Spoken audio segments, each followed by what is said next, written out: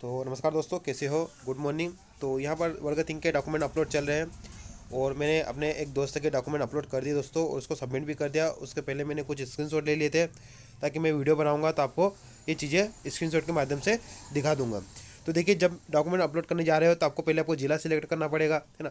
जिला सिलेक्ट करने के बाद आप जहाँ पर वेरिफिकेशन करवा रहे हो वहाँ का आपको जिला सिलेक्ट कर लीजिएगा। उसके बाद आपके पास ये ऑप्शन आएगा डॉक्यूमेंट अपलोड में, आपके पास ये इंटरफेस आएगा। तो इंटरफेस में दोस्तों यहाँ पर आपको ये ऑप्शन दिखेंगे, आपका डेट ऑफ बर्थ प्रूफ, यहाँ पर आपको 10वीं की मार्कशीट अपलोड करना है, ध्यान रखना, ओके। और यहाँ पर D.Ed B.Ed की ऑल ईयर ऑल सेमेस्टर की आपको मार्कशीट यहाँ पर अपलोड करना है।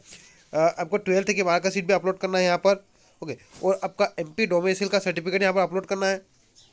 उसके बाद कैटेगरी या आपका जो भी OBC SC ST का सर्टिफिकेट है वो भी आप अपलोड कर दीजिएगा यहाँ पर। और अगर आपका सरनेम चेंज हुआ, जैसे कि शादी होने के बाद सरनेम चेंज हो जाता है, ओके, तब आपको फिर यहाँ पर ये डॉक्यूमेंट अपलोड करना पड़ेगा। तो ये चीज़ें यहाँ पर आपको क्या करना पड़ेगा, नोटरी करवानी पड़ेगी, सरनेम चेंज की शपथ पत्र बनाना पड़ेगा और उसके बाद यहाँ पर उसको अपलोड करना पड़ेगा। और ये सभी डॉक्यूमेंट्स अपलोड करने के बाद ओरिजिनल ही करना, ओके।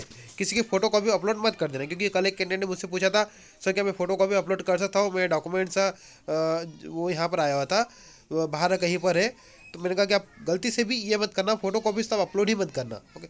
तो यहाँ पर आपको ओरिजिनल ही करना पड़ेगा और वही डॉक्यूमेंट्स आपने जो अपलोड किए हैं वहाँ पर वेरिफिकेशन के टाइम आपको एट द टाइम आपको वहाँ पर दिखाना भी पड़ेगा।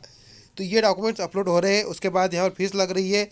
फीस क्या है कि अगर आप 10 से ज़्यादा, शायद कुछ ऐसा रूल है, 10 से ज़्यादा अगर आप पेजेस अपलोड करते हो तो आपको यहाँ पर शुल्क थोड़ा बहुत लगता है, ज़्यादा नहीं है। तो फीस को लेकर आपको परेशान होने की जरूरत नहीं है।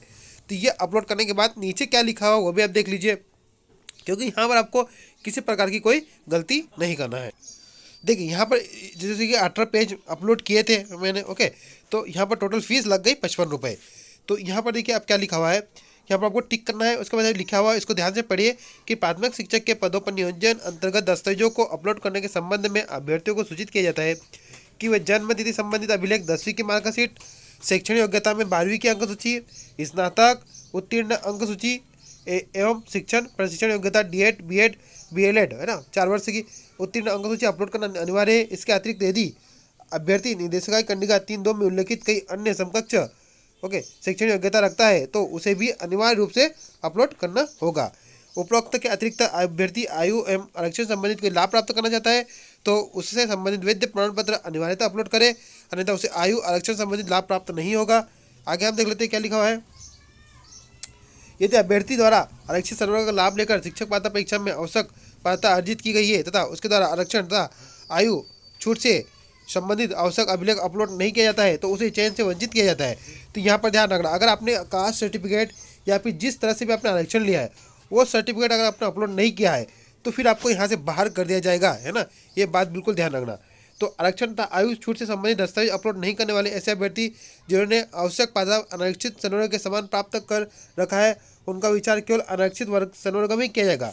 मतलब कि देखिए, अगर आपने अपने SC ST से अप्लाई किया हुआ है, OBC से अप्लाई किया हुआ है या फिर EWS से अप्लाई किया हुआ है, बट आपके पास ये सर्टिफिकेट नहीं है, लेकिन आपका कटऑफ, आपका सिलेक्शन UR में हुआ है, तो फिर आपको UR में ही चयन होगा, ओके। अगर आपको UR में नहीं हुआ है तो फिर आपको बाहर कर दिया जाएगा, क्योंकि UR में किसी भी सर्टिफिकेट की जरूरत नहीं पड़ती, किसी भी आरक्षण की जरूरत नहीं पड़ती है। अगर आपने अप्लाई किया है किसी कैटेगरी से, SC ST OBC EWS से अप्लाई किया है और आपका सिलेक्शन भी उसी कैटेगरी में हुआ है और आपके पास डॉक्यूमेंट्स नहीं है उस कैटेगरी के, तो फिर आपको बाहर कर दिया जाएगा। तो यहाँ पर ध्यान रखना, अगर आपके पास सर्टिफिकेट है तो उसको आप जरूर अपलोड करें दोस्तों। यहाँ बहुत सारे कैंडिडेट जाति प्रमाण पत्रों को लेकर बाहर होते हैं, क्योंकि मेन रीजन होता है ना। तो यहाँ पर बहुत ध्यान से करिए। तो यहाँ पर इन्होंने क्लियर लिख दिया। तो चलिए मिलते हैं नेक्स्ट वीडियो में, तब तक के लिए जय हिंद, जय भारत।